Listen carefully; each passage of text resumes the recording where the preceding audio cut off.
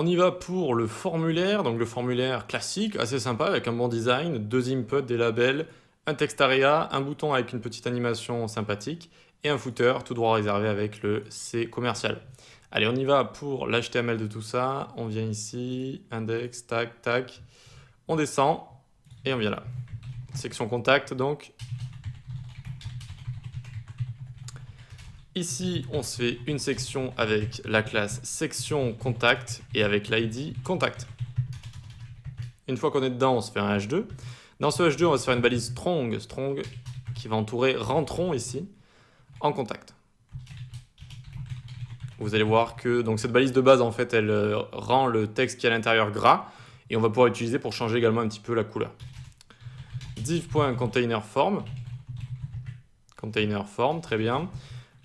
Un formulaire, donc un formulaire avec des inputs dedans. Ici, on ne fait pas de backend, donc pas d'action ni rien. On fait juste un formulaire qui va entourer tout ça avec une classe, formBlock. FormBlock, très bien. À l'intérieur, on va avoir à chaque fois des divs avec la classe formGroup. Et à l'intérieur de ces formGroup, on va avoir un label et un input. Label, le premier, ce sera pour le prénom. Entrez votre prénom. En dessous, un input type texte avec déjà écrit dedans prénom. Hop, déjà écrit dedans prénom, ok. On se fera une petite partie sur les formulaires un petit peu plus tard.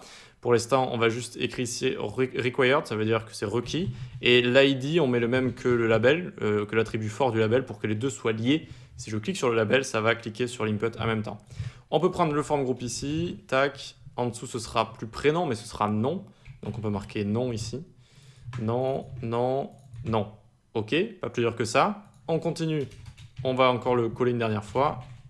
Hop. Ah oui, mais là j'ai nom qui est collé, qui est copié. Donc je prends ça, tac, tac. On enlève tout ce qui est à l'intérieur. Vu que ce sera un text area. Text area, alors le name ici, c'est pas très important. Pas besoin de mettre de name, on va juste mettre ici un ID txt.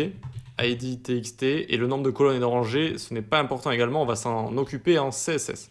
Donc au final, notre text area il va plutôt ressembler à ceci, avec à l'intérieur un placeholder, votre message, et on va mettre également required ici. C'est requis avant d'envoyer le formulaire. Enfin, toujours form group ici, tac, et l'input de fin, ce sera un bouton. Alors il y a deux façons de terminer un formulaire, c'est soit on peut faire un bouton comme ça, button, notamment type submit. On peut soit faire ça, soit un input type submit également. Tac, avec une value à l'intérieur. On va écrire envoyer, envoyer. Hop.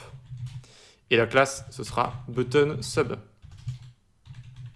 Ça fait exactement la même chose. Un input type submit ou un bouton type submit. Voilà. D'habitude, j'utilise des boutons, mais là, je me suis dit pourquoi pas tester avec. Un input, je le fais pas souvent. Voilà. La value, c'est ce qu'il va y avoir à l'intérieur.